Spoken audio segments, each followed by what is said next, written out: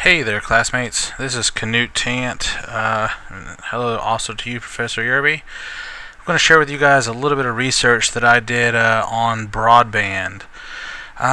So what is broadband? Broadband has really become a term that is just really, I guess, just describes high-speed internet. That's really what it comes down to.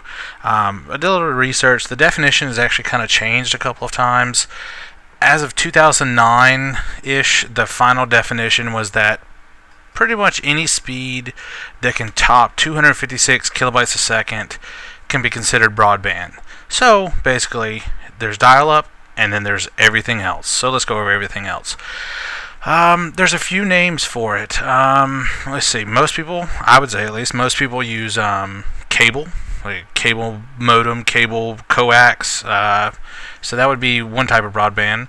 Then there's DSL, and so that's I would assume a little more popular in a few rural areas.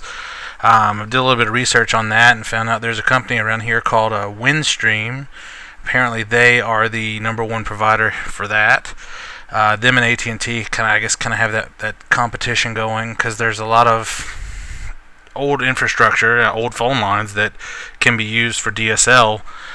So that's pretty cool. And then the last one would be satellite. Now, it was actually kind of hard for me to find satellite providers. I found one. They're not in Macon. It's a company called HughesNet. So I didn't even bring up their prices. I went ahead and just went with Cox, AT&T, and Windstream. So let's look at a few little things I found. So here's a little diagram of kind of how broadband works. Now this is for coax, obviously. If it's satellite, it's not going to use this, and DSL or UVerse through AT&T rather going to use not coax but just traditional Cat3 phone line. So you got a fiber cable coming into the node, and then the coax, which goes to each individual house, and then what's inside of there. Yeah, you guys know how it works from that point.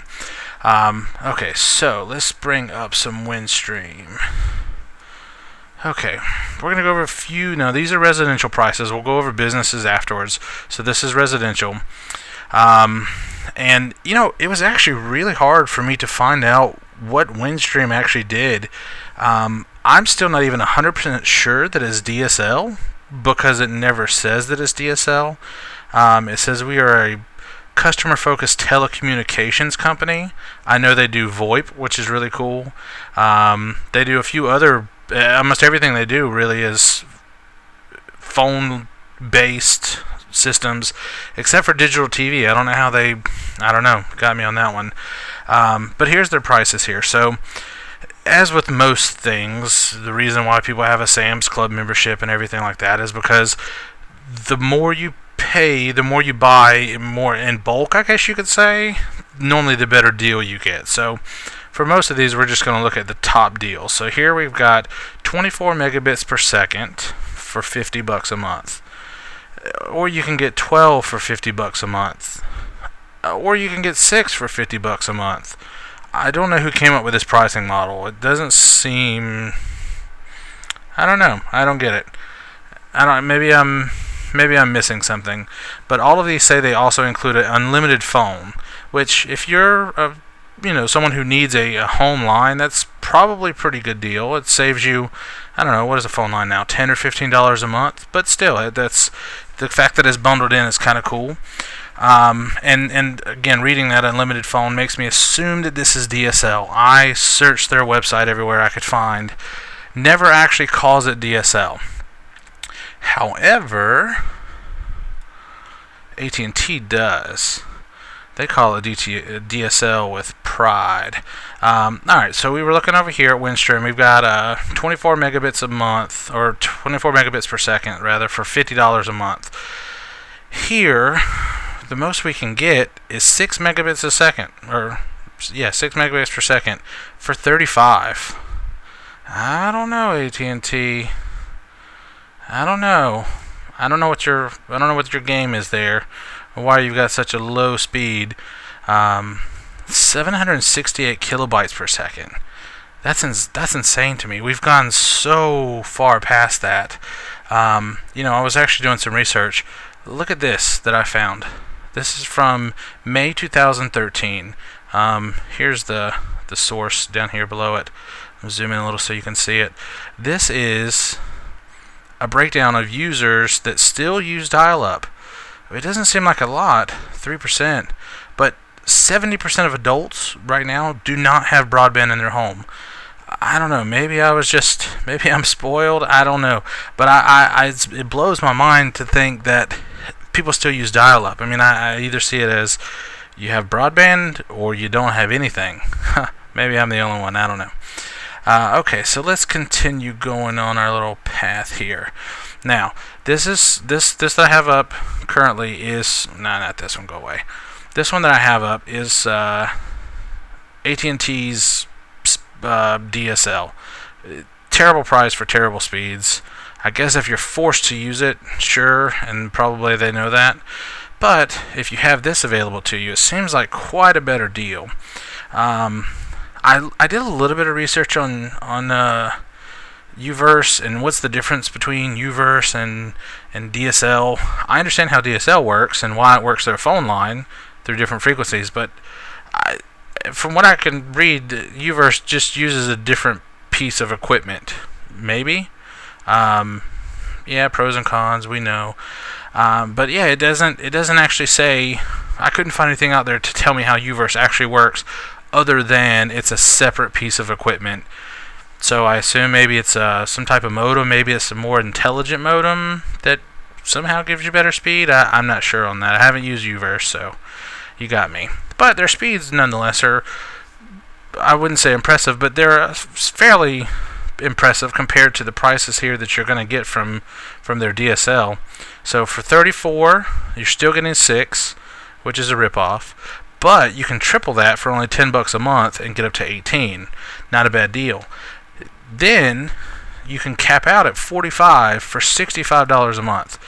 In my opinion, that's not too bad. That's I guess what I would use if AT&T was my only choice. However, I live in Macon. Uverse is not available, but Cox Communications is our provider, and I don't know. I guess everybody just wants to hate on the cable companies, but I don't mind Cox. I've had pleasant experience with their customer service. Never had any problems with their anything, and their speeds are comparable. Now, don't let these full prices here fool you. I mean, it's 31 for 25. That's a great deal, but it's only for 3 months. So let's look at the regular prices here, and I hope me highlighting this isn't messing up the recording. Let's see. So for 3 months, you get it for $36.99, but the regular price is $73.99 for 50 megabytes per second. Let's do some comparison here. Alright, so we had Windstream, 24 megabits per second for $50. Yeah, we're just going to go ahead and close AT&T because we know that they're not worth it. And we've got 50 for 74 rather, and then Windstream 24. Those are I would say all fairly comparable. However, Cox delivering over coax has the advantage, and this is why. Cox has this ultimate bundle. Now, if you're just talking about getting as fast as you can get for the best price, this, I mean, math included, is the hands down the best deal. Regular price, $100 a month. A little steep for internet, but if you've got 4 or 5 people in the same house, everyone's got a phone, everyone's got an Xbox, PlayStations, and then computers with Netflix, and I mean, you can bog down a network fairly easily these days. 150 megabits per second. To me, that's unheard of. I can't remember a time that I was just like, man, I really wish I had 150 megabits per second right now. This is what I do have, though. Here's my speeds.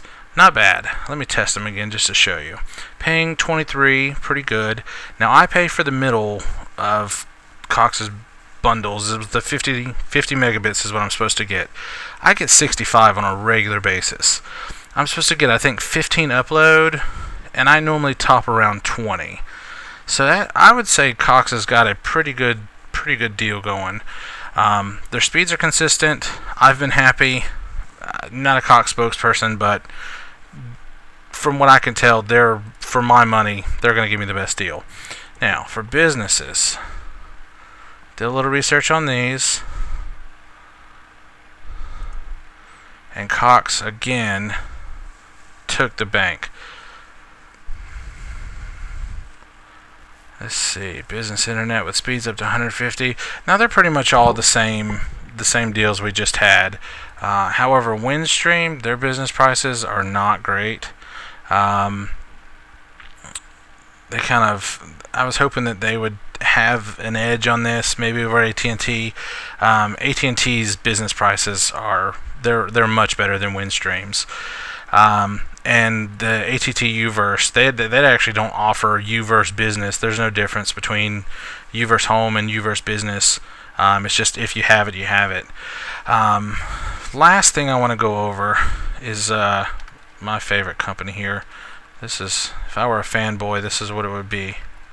Google Fiber. If you guys haven't heard about the broadband that they offer, it's amazing. I don't even know how fast it normally is. It's literally 100 times faster than average speeds. So I get 60 to 65 now. This is like 600. It's insane. And you're probably like, oh man, yeah, it's really expensive, probably like $300 a month. No, $50 a month. It's crazy. Google Fiber, as soon as it comes to Macon, man, Cox is going to be in trouble. They're going to get shut down. They're only in like 9 cities now, but they just announced 36 more. Atlanta being one of them. I don't know. I think broadband is going to change, and they're going to have to redefine what broadband is again, or call Google Fiber something else.